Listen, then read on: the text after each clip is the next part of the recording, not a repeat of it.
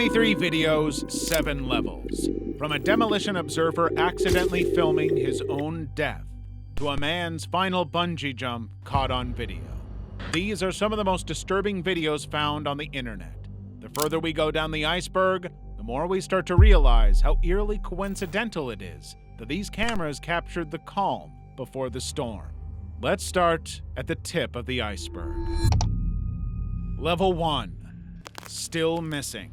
On March 2nd, 2023, 22-year-old Jack O'Sullivan, a history graduate from the University of Exeter, vanished after a night out in Bristol, England. He had recently returned home to Somerset after completing his degree and was planning to enroll in a law conversion course. On the night of his disappearance, he was simply meeting up with a bunch of friends at a house party. Throughout the night, he kept texting his mom to assure her that he was safe. That wasn't until late into the party when he got a bit too drunk and decided that was his cue to leave. Around 1:50 a.m., he messaged her one last time, saying he'd be taking a taxi home. However, for reasons still unknown, Jack didn't end up leaving the party until nearly an hour later. Not long after, one of his friends received a missing call from him. She called him back about 10 minutes later, but the only thing she could hear was Jack saying, "Hello," before the call was cut off. That was the last time anyone ever heard from him. CCTV footage showed Jack walking along the Bennettway slip road heading in the direction of the city center, but after that, investigators could find nothing on him. Despite police combing through hours of surveillance and dispatching extensive search teams, including divers, no trace of him has been found. Understandably, his family has been left devastated and frustrated. They believe Jack may have fallen into the river nearby and have voiced serious concerns about the way police handled the case. On the flip side, though, police and search parties believe that's not the case, or else a body would have surfaced somewhere.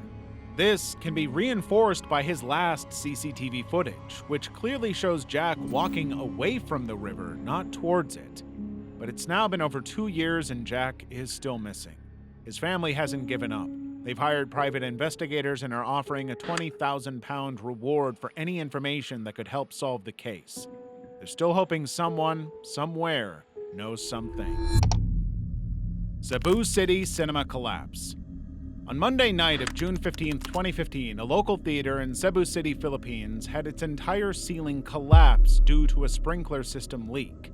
On the day of the collapse, a company by the name of Dreamscape Network had reserved the cinema for a grand brand relaunch event. The company was a fairly large one and had its offices all over the world, including Denmark, Dubai, and Singapore. So naturally, it was bound to have a lot of employees gathered in one place for the event. The venue, Ayala Center Cebu, had recently undergone renovations. Considering the large-scale occasion, the event drew a significant crowd, including staff, executives, and brand ambassadors. They were all sitting in one of the screening rooms to watch a new feature film when they heard a small explosion followed by a downpour of water from the sprinkler system. There was footage from inside the theater taken shortly after the sprinkler system failed. In the beginning, people appeared confused but relatively calm, trying to move away from the water. That changed within seconds. At the far end of the room, a large section of the ceiling gave way and crashed directly on top of the crowd below. That's when things spiraled. People finally began panicking and shuffling their way out of the room, and now on top of the rubble, there was the fear of water rushing in too quickly. Mark Evans, CEO of Dreamscapes Networks, later recalled, "In under a minute, the ceiling collapsed and a few people got caught under that ceiling. The water filled up the whole cinema within minutes. It was up to my knees." According to him, 2 female staff members were stuck beneath the debris and there was no one around to help. The theater security had apparently run off, leaving everyone inside to fend for themselves in a flooded, wrecked cinema.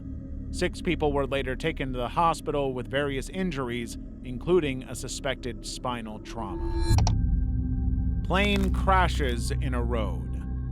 On April of 2022, a small single-engine plane somehow crashed right in the middle of the Cobb Parkway in Georgia, USA.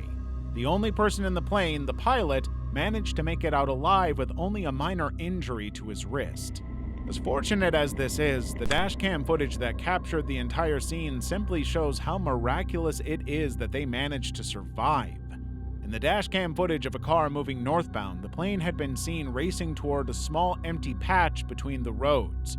It first hit a series of power lines which caused a bright flash before it takes an almost nosedive towards what seems like the car with the dash cam. Thankfully, the plane lands right in the middle of the small grass patch, and apart from the power lines, nobody seemed to be hurt or affected. According to reports, the plane had just taken off from Cobb County International Airport's McCollum Field. It had only covered around half a mile before the pilot reported problems with the controls. That's when they decided to risk a crash landing onto the Cobb Parkway. And thankfully, the pilot's quick thinking saved their life. Apart from only the wrist injury and maybe a few hours of power outage in the area, nothing major happened. Although the video shows a completely different and horrific story. Level 2. College Campus Stalker. On November of 2018, a disturbing yet all too familiar display of aggression took place in the California State University Northridge. A female student was riding her bike to the campus when she was attacked. She was quite literally just outside of her university when she was approached by a man who had been following her for a while now. She tried to get to her class but was dangerously pursued by him the entire time. It started with him walking with her and trying to make small talk. When that didn't work, he became visibly aggressive and demanded she make love to him. His increasingly dangerous demeanor boiled over when he tried pulling her hair to prevent her from leaving. This happened until the two reached the university's Bookstein Hall. She tried to make a break for it, but was pulled by her hair once again. That's when she took out her phone and began filming him. She demanded he repeat what he was saying to her before, and he followed that with a chilling confession. "I'm trying to make love to you." Understandably panicked, she yelled at him again, but that's when he lunged at her one more time and began to attack her. The video shows her struggling for a few seconds before other people intervene and push the creep off of her. He then squares up to the man who helped her, seemingly ready to fight all of them. Eventually, the police are called and the man is taken into custody. The victim, on the other hand, sustained a few injuries and had to wear a brace for a while. Fire escape. On March 25, 2014, an under-construction multi-million-dollar apartment complex in Houston, Texas somehow caught fire. Within minutes, the entire upper floor was engulfed in high-rise flames. The fire itself was terrifying, but what made it even more disturbing was the fact that a man was trapped on one of the balconies, with the fire clearly raging just behind him. Curtis Reisick, then 56 years old, was a construction supervisor. He had been on his lunch break when he was informed of a small fire starting nearby. He figured it was manageable and simply grabbed a fire extinguisher to put it out. What he didn't expect was for the fire to grow so fast. The winds that day were intense, and in just a few minutes, the flames had spread across the upper floor. Reisick was forced to retreat to a balcony completely cut off. He later recalled losing his breath due to the thick smoke and realizing he had no way back inside. That was when a woman from a nearby building began filming him. The scene looks like something straight out of a disaster movie. Reisick was standing alone on a balcony with absolutely massive flames just a few feet behind him. In the video, firefighters are seen trying to reach him with an extension ladder, but it falls just short. That's when Reisick does something that not only shocks everyone watching, but likely saves his life. He hangs off the edge of the balcony and jumps down to the one below. The firefighters eventually reach him and he manages to climb onto the ladder. The moment he does, the upper floor's entire roof gives in to the fire and collapses, right where he had been standing just seconds earlier. Debris crashes down violently, and although the flames come dangerously close, both Reisick and the firefighters narrowly escape with only minor burns. The entire video is absolutely horrifying, especially considering the implications of what would have happened if Reisick hadn't jumped onto the other floor. Level 3. Gold Mine Disaster. On February 13, 2024, a massive landslide struck the Çöpleş gold mine in Erzincan province, eastern Turkey. Not long after, a video began circulating online that showed just how enormous the scale of the landslide really was. While the clip could easily be dismissed as just another case of nature's wrath, the true horror lies in the human cost. The gold mine was operated by Anagold Mining, a company that had recently merged with Canadian-based SSR Mining Incorporated. That detail becomes relevant later. The landslide shown in the footage was the direct result of a heap leach pad collapse. Heat leaching is a mining process where cyanide or other extremely potent solvents are used to extract metals from ore. The process is done on a massive industrial scale, and when something goes wrong, the consequences can be catastrophic, which is exactly what happened here. The minute the leach pad gave way, tons of cyanide-laced soil rushed down and engulfed a huge portion of the site and trapped 9 miners beneath it. A large-scale rescue operation began immediately. Over 800 trained personnel were brought in to try and recover the workers from under the toxic soil, but the site was unstable, and the risk of further collapses made the process slow and dangerous. None of the 9 trapped workers survived. The final body was recovered in June 2024, 4 months after the collapse. Now here's where the company comes into the picture. During the investigation, it was revealed that workers had raised concerns before the incident. The leach pad had visible cracks and was reportedly overfilled. It had been alleged that instead of building new leach pads, something that would have been safer but more expensive, the company kept pushing the limits of the old one. Repeated warnings from on-site workers were either ignored or brushed aside by management. Eventually, several executives, including a Canadian one, were arrested and charged with negligence. Forgotten parachute. Death is, of course, inevitable, but that doesn't make it any less scary. Inevitable death, on the other hand, when you can literally see your life slipping away, is an entirely different kind of fear. And tragically, that kind of fear became a reality in one of the most horrifying skydiving accidents ever caught on camera. The Forgotten Parachute Incident refers to the extremely tragic case of a veteran skydiver, Ivan Lester McGuire, falling to his death during what would be his final jump. Ivan was no rookie. He literally had over 800 jumps under his belt and was a very seasoned skydiver. So when news broke that he had died during a jump of all things, it left everyone stunned. In April of 1988, he was tasked with accompanying a student-instructor skydiver duo as their cameraman. Considering how he was already very familiar with the parachute part of the process, he focused more on his filming gear and duties. As the plane ascended tens of thousands of feet in the air, Ivan jumped out first so he could capture the pair from above properly. Everything seemed to be going smoothly until the student and instructor deployed their own chutes. That was a cue for Ivan to reach for his own ripcord, only it wasn't there. In the rush to prep his equipment and get his gear set up, Ivan had forgotten to strap on his parachute entirely. When he reached back and felt nothing, all he could say was, "Oh my God, no." That entire moment, his final moments, was captured on the same camera he was using to film the jump. There was nothing anyone could do. Ivan plummeted to the ground and his body was discovered a few miles from the airfield. Black Sea Death. On June 16, 2024, a devastating video surfaced online showing a woman being swept away by powerful waves while she and her partner were walking along the beach. The tragic incident occurred on the shores of Sochi, Russia. The 20-year-old Diana Belyeva was an aspiring model who'd just gone on vacation with her partner to relax for a while. What was simply a cute romantic excursion turned deadly when the two underestimated the power of the sea they were walking beside. In the beginning of the video, you can clearly see the couple being playful. They're jokingly shoving each other around and running around, completely oblivious to the massive waves thrashing right next to them. That's when they share a kiss. And right after, the man loses grip of Diana and she starts to struggle. He tries to get to her, but she's already too far away by that point. Both of them try to reach each other desperately, with the man even jumping into more lethal waves to try, but he's unfortunately completely helpless. He literally witnesses his girlfriend's last moments before she disappears into the dead waters. After that, like with most of these heartbreaking incidents, the authorities launched an extensive search in the area, but nothing came up. She was presumed dead after 3 days of searching.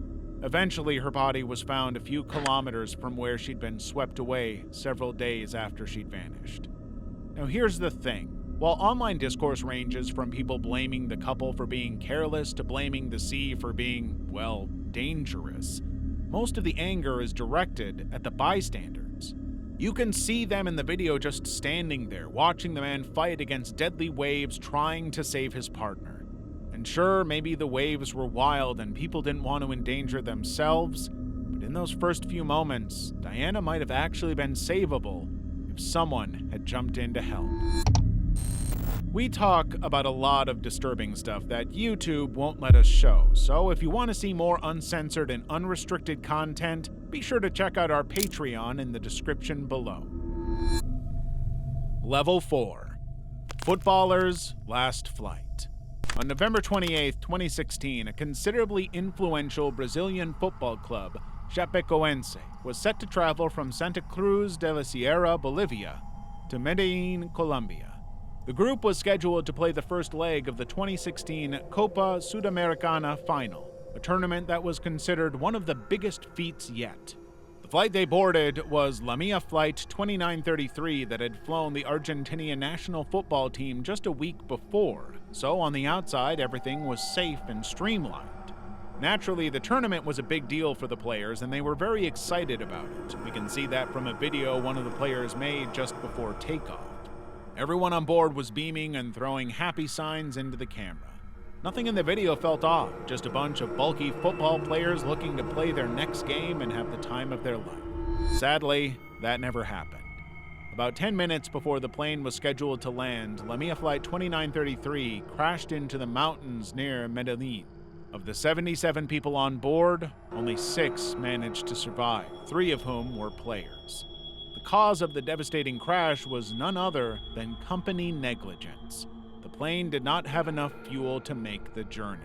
And despite the flight schedule clearly including a fuel stop along the way, the pilot decided it would be more economical to try and make the trip in one go. That decision single-handedly decided the fate of the 77 people on board. The investigation later revealed that the company had a history of dodgy practices. The pilot who tragically passed away in the crash was actually the co-owner of the airline. As a result of everything, multiple La Mia executives were eventually arrested and convicted on various charges, including involuntary manslaughter. The result was, of course, haunting. It shook the football world to its core. The team that Chapecoense was set to play, Atlético Nacional, requested that the trophy be awarded to Chapecoense instead. Over the years, Chapecoense have built themselves up slowly but surely. A tragedy such as this is something you can never really bounce back from. Orca Trainer. On February 24, 2010, veteran orca trainer Dawn Brancheau was tragically killed during a live show at SeaWorld Orlando. She'd been with SeaWorld for over 15 years and was considered one of their most experienced trainers. She was especially bonded with one of the most famous orcas in the park, Tilikum, and was usually trusted with him completely. Sadly, wild animal bonding is always highly unpredictable considering how it was Tilikum that ended up killing Dawn. On the day of her tragic death, she was performing a routine with the animal as a part of one of the programs at the park. Literally, nothing seemed out of the ordinary. Everything was calm and Tilikum was just as cooperative as he's always been. In fact, there's even a simple tourist-made video that surfaced afterward. It essentially showed Dawn literally a few moments before the incident. In the video, she was interacting with Tilikum by lying beside Tilikum on the slide-out platform and casually offering him treats. If viewers didn't know the context of the clip, they'd even find it utterly wholesome. That changed when moments later, the seemingly passive Tilikum suddenly grabbed her and latched onto her. He violently pulled her into the water and bit into her in different parts of her body. What followed was an absolutely nightmarish 45-minute struggle. Tilikum tossed and thrashed her around and refused to let rescuers intervene. And before anyone could even get to her, it was too late. Dawn had died from drowning and blunt force trauma. Reports later state that she had severed her spinal cord, fractured her jawbone, and even had her scalp completely separated. The aftermath was massive and deservedly so. The entire incident became this great debate on the ethics and moral inadequacies of keeping such large and intelligent creatures in captivity. The These are the same creatures that are known for traversing more than 100-kilometer distances in a single day. Imagine the devastating toll captivity would have on an animal this free. Additionally, some other very horrific details of SeaWorld's orca training came out. Apparently, the way they made the animals do tricks was to deprive them of food. They would only get something to eat when they did the tricks. Their trainer was practically screaming at them. Most of these animals in the tank would be on the verge of starvation. And yes, nothing can change the fact that the incident was absolutely horrific. But there's also the idea that maybe not taking away an animal's freedom is probably the safest not only for the animal, but also the humans involved as well. Flying bricks. On June 16, 2013, an absolutely horrifying incident took place in Lipetsk, Russia, when a man was struck by bricks coming at him at lightning-fast speed. The 29-year-old man, named Evgeny Titov, worked at a local shop near a demolition area and had just stepped out during his lunch break. When he spotted the demolition happening, he simply decided to stick around and watch it, something most of us would do actually. He was clearly very fascinated by the process and had also taken his phone out to record it. At first, it was just the usual. In the clip, you can even hear him calmly commentating and pressing the vehicle driver on. In fact, the video clearly shows him standing at a fairly reasonable distance, away from imminent danger, or that's what he and everyone watching the video thought. After one last push to the building, it suddenly collapses in a way nobody really expects. Within seconds, bricks and debris start flying right toward him, way faster and more violently than anyone would have predicted. The video cuts off right as the rubble slams into him. It's one of the most tragic and chaotic things ever witnessed. Titov was rushed to the hospital, but he didn't make it. He suffered fatal injuries, including a smashed skull and multiple organ damage. What makes this whole thing worse is how avoidable it was. The company in charge of the demolition came under fire for having literally no safety measures in place. Even the professionals there were clearly not in proper equipment required for a job as dangerous as bringing down an entire building. Ultimately, the company did face charges for negligence, but the damage was already done. Evgeny Titov is survived by his wife and his 3-year-old daughter. Libby and Abby. Abigail Williams and Libby German were two close friends from Delphi, Indiana, who decided to spend February 13, 2017 hiking together. They went to hike the Monon High Bridge Trail in Delphi and were only planning to be out for a few hours. When they didn't return to their meeting spot after their curfew, their families had no choice but to call the police. After a few hours of searching, their bodies were found about a kilometer east of the Monon High Bridge. Near where they were found, police recovered a phone, which was later confirmed to be Libby's. On it was a short video of a man walking toward them on the bridge, telling them, "Guys, down the hill." He was later dubbed the Bridge Guy, and the video became the center of a massive investigation. The footage itself was really blurry and didn't show much beyond a grainy image, but it was enough to make out what the suspect was wearing.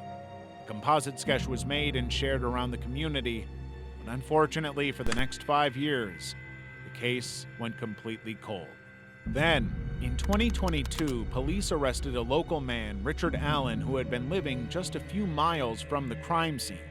A bullet found between the girls' bodies matched his gun, which was presented as evidence in court. On top of that, prosecutors also revealed that he had confessed to the crime in recorded prison calls. He also confirmed the clothes he was wearing on the day of the girls' deaths, which were the same as the ones shown in the video. Allen was convicted on all counts of murder and was sentenced to 130 years in prison. Level 5. Inflatable art fatalities. Inflatable art has always had its own charm. Giant bouncy castles and inflatable structures have been a go-to source of entertainment for kids for decades. The biggest art park dedicated completely to inflatables was called Dreamscape, designed by an artist known as Maurice Aegis. These projects were scattered all around Britain and stemmed from Aegis's disdain for museums and galleries. He wanted something more interactive, hence why he came with massive inflatable structures that would allow people to literally walk through them. In one of his Dreamscape projects, labeled Dreamscape 5, things took a very disturbing turn. The event was scheduled on the 23rd of July 2006 in County Durham, England, and drew a very good crowd. At first, everything seemed perfectly fine with the massive inflatable art piece that was the center of the event. People were going in and out, enjoying the surreal, colorful interior.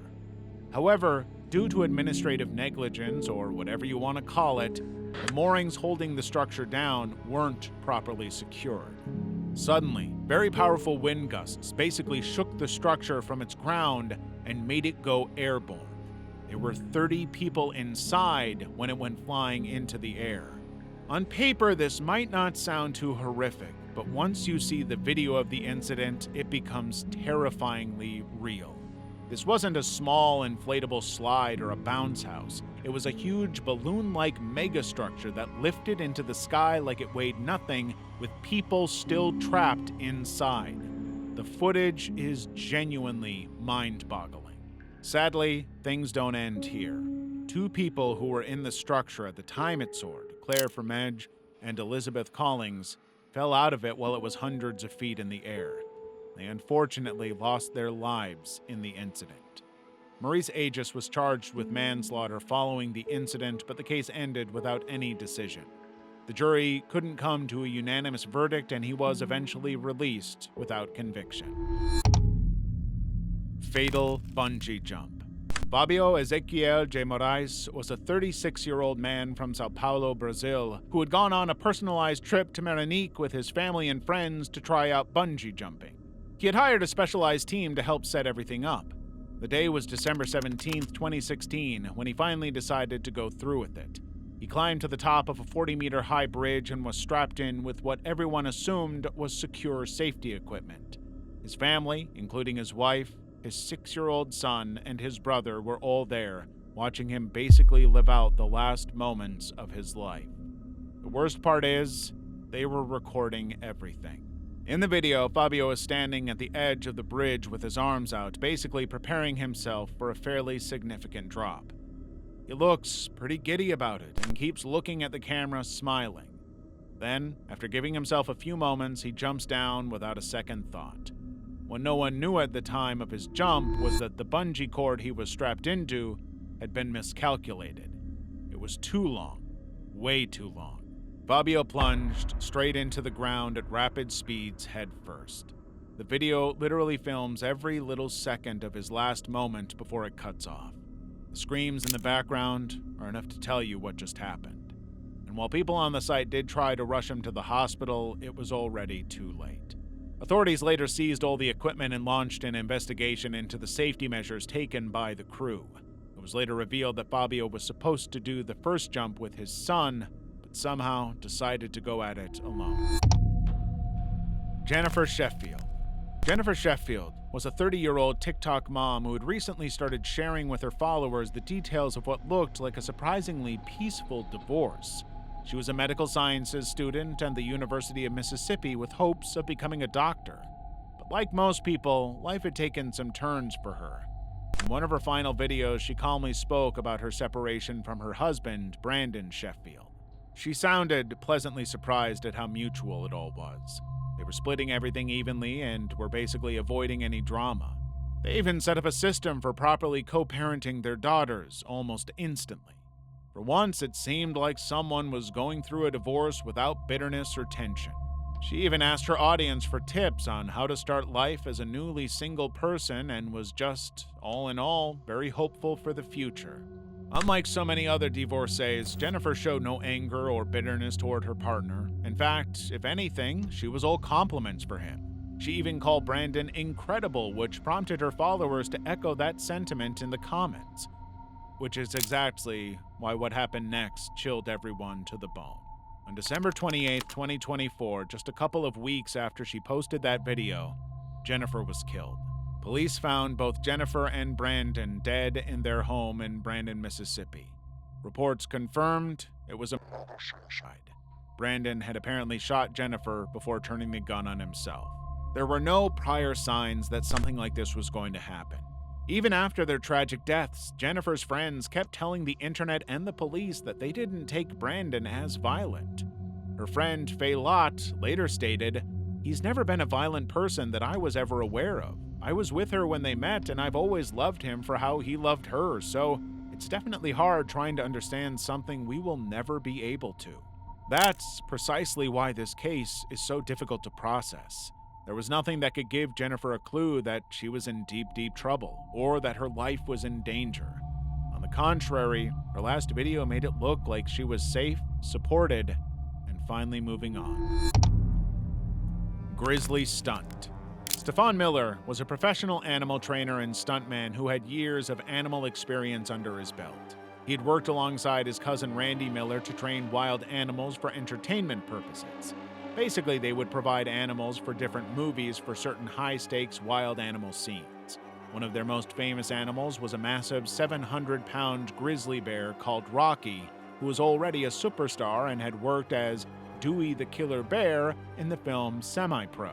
Rocky wasn't directly Stefan's bear, but the two were fairly acquainted, so when Randy asked Stefan to film with Rocky for an ad shoot, Stefan didn't hesitate. On paper, Rocky was a trained bear. He had already starred in a movie after all. His trainers were convinced he was used to being around people, especially people experienced with wild animals. And Stefan fit that bill. The shoot in question was supposed to be a staged wrestling scene between him and Rocky, with a full safety team present. So technically, there was no danger. That's what the video shows at first, too. Stefan is calmly standing beside Rocky, waiting for the cue to start. That's when Rocky rubs his mouth along the side of Stefan's neck, something that almost seems affectionate if taken out of context. But within seconds, everything goes wrong. Rocky suddenly lunges at Stefan, grabbing him by the neck and starts shaking him violently, almost as if he literally becomes blinded by his apex predator tendencies. You can see the safety people behind the camera shuffling around to try to distract Rocky in order to get him off. They have to resort to using bear spray and large canes on him. By then, it's already too late. Stefan stumbles away from the bear and out of frame, but collapses almost immediately. He had taken massive damage to his jugular vein and carotid artery. In the end, Randy was forced to give up Rocky's film licenses. The bear wasn't euthanized, but he was permanently banned from ever working in film or TV again. Like so many similar cases, this one just proves that no matter how trained they seem, wild animals will always be wild. And sadly for Stefan, this video is the only thing left to tell that story. Rachel Corrie bulldozer death. Rachel Corrie was a 23-year-old American activist who traveled to Gaza in 2003 as part of the International Solidarity Movement. She aimed to protest the Israeli military's demolition of Palestinian homes in Rafah. However, things took an atrocious turn on March 16, 2003, when she was killed in a military attack unprompted. Corrie had been standing in front of an Israeli army bulldozer in order to stop them from destroying a Palestinian family's home. Despite her very fluorescent jacket, the bulldozer kept advancing until she was fatally crushed underneath. Eyewitnesses reported that the driver saw her but still continued forward, while the Israeli military stated that the driver did not see her due to limited visibility. The incident was captured, and the pictures that have come out of it are absolutely haunting. One in particular shows her lying on the ground, bleeding heavily, as fellow activists try to resuscitate her. Corrie's death garnered international attention and sparked debates about the Israeli-Palestinian conflict and the role of foreign activists. Her writings were later published in the book Let Me Stand Alone, and her story was adapted in the play My Name is Rachel Corrie. In the years following her death, Corrie's family pursued legal action against the Israeli government. However, Israeli courts ultimately ruled that the military was not responsible for her death, as it was an accident during a military operation. Level 6. India Mackey. India Mackey was a 20-year-old woman from Warren, Michigan. who was shot by her partner after a strife between the two. On November 19th, 2019, she was out with Kevin Dixon when things took a really horrible turn. They had some sort of argument which made Kevin be aggressive towards her. He was throwing some harrowing threats at her, and since she didn't know how serious it was, she began recording him from the passenger seat of their vehicle. In the short few-second clip, you can clearly see Kevin calmly loading bullets into his gun and continuously saying, "You think I'm playing, huh? Gonna hit you with these hollow-tip 45s." By the look of it, you can clearly see that she didn't think he was going to carry out his threat. However, just hours later, police would pull over Kevin's vehicle with India Mackey inside, dead. What she captured on that video was the man who would later on take her life. In the video, Dixon wipes fingerprints off the bullets and tells her exactly what he plans to do. His voice is eerily calm and he repeats his threat multiple times. After the footage ends, Dixon would go on to shoot India. He would then drive the car around erratically, which would end up in him being pulled over. Afterward, he called his mother to help him get rid of the weapon. She was later charged for attempting to tamper with evidence.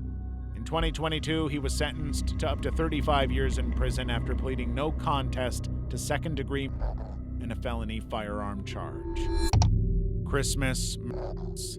The Teeds were a normal family who had decided to spend their Christmas holidays in their quiet cabin in Utah. It was located in a small locality known as Oakley and was fairly isolated with only a handful of houses, most of which were empty pertaining to the holidays. In fact, the entire area was so isolated that the only way to reach there was by snowmobiles. On December 22, 1990, the entire family had stepped out for a bit to shop for the holidays in Salt Lake City. That's when two parolees, Von Lester Taylor and Edward Stephen Deli, broke into the cabin. Taylor had actually just been released on parole that very day and was somehow craving more violence. According to reports, he even called another friend and told him he was going to shoot some people. It was the Teed family that took the brunt of these men's insanity. The two perpetrators entered the house and found traces of someone living there, so they decided to wait for them to come back. In the meantime, they used the family's own camcorder to film themselves rummaging all the Christmas present boxes near the Christmas tree. They tore through the family's belongings and were laughing around like it was the most normal thing ever. The scary part is, if we didn't know the context behind the video, we'd probably think it was a normal home video. Later that day, the matriarch of the family, Kay Teed, and her mother, Beth Potts, and one of Kay's daughters, came back to the cabin. Kay and Beth were tragically immediately confronted and killed by Taylor. When Kay's husband, Rolf Teed, and their other daughter arrived, Taylor opened fire again, shooting Rolf in the face. He even delivered a follow-up shot to the back of his head to confirm his kill. Afterward, both Taylor and Deli abducted both the daughters and left the premises after setting the cabin on fire. Miraculously, though, Rolf somehow survived and followed behind the assailants to free his daughters. He had also called the police in the meantime, who were able to track Taylor and Deli down after a chase and bring them into custody the same day. Taylor later admitted to the killings and was sentenced to death. Deli was sentenced to life in prison. Level 7. Elaine Campion. Elaine Campion seemed like any regular mom of two little girls. She spent most of her time with them and was often seen filming their day-to-day lives on her camcorder. Most of these videos were just fun homemade clips of her celebrating her elder daughter Serena's birthday, or simply asking them playful questions like how much her daughters loved her. Nothing about them felt off. They just looked like the kind of wholesome family memories most parents record. That was, until they very noticeably took a dangerous turn. After a few average videos, Elaine began showing signs of distress and mental fatigue. During some of her videos, she would go on long rants about a man called Leonardo Campione, her ex-husband. She would accuse Leonardo of being abusive toward her and her daughters and would wish hell upon him.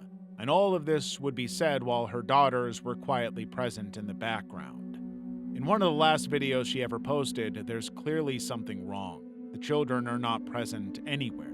Elaine has shifted the camera to herself and is lounging on the living room couch and sobbing immensely. She kept cursing Leonardo and goes as far as to call him the devil. However, the one thing that sends chills down everyone's spine is when she claims that her kids are in a better place now and that God will take care of them.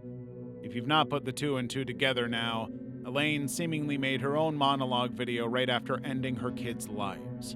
Investigators found her children in her bedroom, wrapped in rosemary and surrounded by family photos. She also tried to take her own life, but had failed and called the police on herself. Reports suggest that Elaine was in a toxic relationship with her ex-husband and had documented most of it. Leonardo was facing multiple accounts of assault from her, and that was apparently causing them to go through a vicious divorce. When the latter threatened to take full custody of their daughters, Elaine was pushed over the edge and ended up doing the unthinkable. She was eventually found guilty of 2 counts of first-degree murder. Her defense team did bring up her mental health, but ultimately the jury decided she knew what she was doing. Decapitated during stunt. Alain Vance was a Belgian stuntman known for performing some of the most dangerous car ramp stunts known to man. He'd been doing them for a very long time, so you could say he was a master at his craft. However, despite escaping so many fatal situations by just an inch, Vance kept pushing his luck to the max. On May 25, 1987, one of his most anticipated stunts ended in morbid tragedy. The event was set up to take place at the Zandvoort circuit in the Netherlands, and preparations were already underway. The premise of the stunt was that he had to drive his car through 4 single-decker buses parked in a line at full speed. He'd done this stunt multiple times before. Once he drove through 3 cars, failed, and barely made it out alive. The next time he tried with 4 and again didn't make it. That time too, he walked away by just the narrowest margin. For some reason, 2 failed and nearly fatal attempts weren't enough to deter him, so he tried again. And this time, he would succeed, but at the cost of his life. The entire footage of the stunt gone wrong is still available on the internet. It's only a few seconds long, showing Vance driving at abnormal speeds through the 4 single-decker buses and emerging on the other side with the roof of the car completely torn off. Onlookers and staff instantly realize something's wrong. They rush over to him and find that he has been completely decapitated from the torso up. The trajectory of Vance's car was off by just a few degrees, which caused him to collide with the roof of one of the buses. It was likely the second one, considering how even in the video it was unnaturally low for a stunt this dangerous. The moment his car hit it, he's killed instantly. One of the crew members later emerges from that same bus holding a bloodied helmet in their hands. And that, tragically, was the end of Alain Vance. Elevator murder. On July 22, 2018, in Guarapuava, Brazil, 29-year-old lawyer Tatiana Spincer lost her life in an atrocious domestic abuse case. What was initially made to look like a tragic accident involving her taking her own life quickly became something much darker when CCTV footage of the assault surfaced. Tatiana's death was disguised as deliberate on her part by her abuser. He threw her off their 4-floor apartment and tried to make it look like she jumped on her own accord. That was not the case, considering how the entire episode of violence was caught on their apartment elevator's CCTV camera. Sadly, it's not an easy watch. Tatiana and her husband, 32-year-old biologist Luis Felipe Manvalier, had just gotten back from his birthday dinner. The first footage of Manvalier being aggressive toward her was in their building's garage.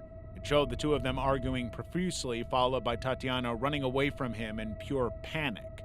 She ran towards the elevator and tried to close it before he could enter, but it was already too late by that point. Manvalier threw her against the wall right then and there and proceeded to hit, kick, and throw her around. The footage is highly distressing to watch. Tatiana visibly tries to push him away, but he keeps pulling her back and hitting her as the elevator moves upward. Not long after, Tatiana falls from their apartment balcony, another part that's caught very clearly on the CCTV cameras outside their apartment complex. But what makes this even more chilling is what happened right after. Manvalier is then caught on the footage rushing downstairs. He then goes outside, picks her lifeless body up, and drags her back inside the elevator. He then proceeds to take her body back into the apartment and later returns with cleaning supplies. We can clearly see him cleaning off the blood on the floor with what looks like a rag. He then rushes to his car and simply drives away like nothing's happened.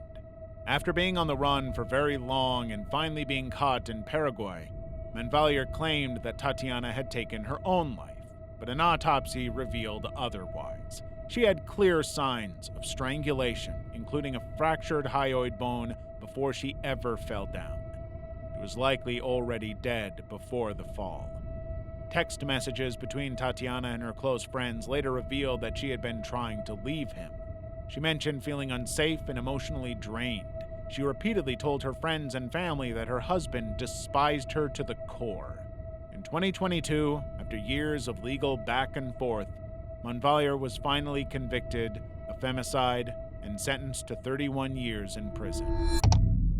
Jeffrey Spade's snow shoveling incident. We've all witnessed casual neighborly conflicts and have probably even been in some ourselves. However, what happened in the quiet town of Plains Township, Pennsylvania wasn't merely a result of some casual neighborhood dispute. It was a long-standing strife that eventually boiled over and resulted in a suicide. On a winter morning of February 1st, 2021, CCTV footage was played on the news all around the country. The footage begins as normally as a minor argument would go. A couple, Lisa and James Goy, were shoveling snow onto their neighbor's yard as some sort of intimidation tactic. They were confronted by said neighbor, a Navy veteran and civil engineer Jeffrey Spade, and told to stop. Sadly, the Goys didn't heed to the intensity of Spade's threats and kept escalating the situation more and more. After a few minutes of verbal attacks from both sides, Spade went inside his house and emerged with a handgun. Instead of cowering or running away, the Goys doubled down on their insults and began to goad Spade to shoot. They didn't realize how absolutely over this situation Spade was. So he did what they asked and shot both of them multiple times. They collapsed onto the hard, frozen road, bleeding out. But that wasn't the worst of it. Spade had been pushed way beyond his limits and simply couldn't control his rage anymore. He went back inside his house one more time, and this time came with a rifle. He shot the couple multiple times with it in order to completely secure his kills. He then walked back into his house one last time, and by the time the police arrived, he had already taken his own life. The raw CCTV footage is as unsettling as it is surreal. It feels like a clip from a crime TV show, but it's not. It's just a video of a clearly unwell man being driven to a breaking point by people who weren't aware of the extent he would go to. The Goy couple is survived by their 15-year-old son. We talk about a lot of disturbing stuff that YouTube won't let us show you. So if you want to see more unrestricted content as well as an exclusive level 8 for this video, be sure to check out our Patreon in the description below.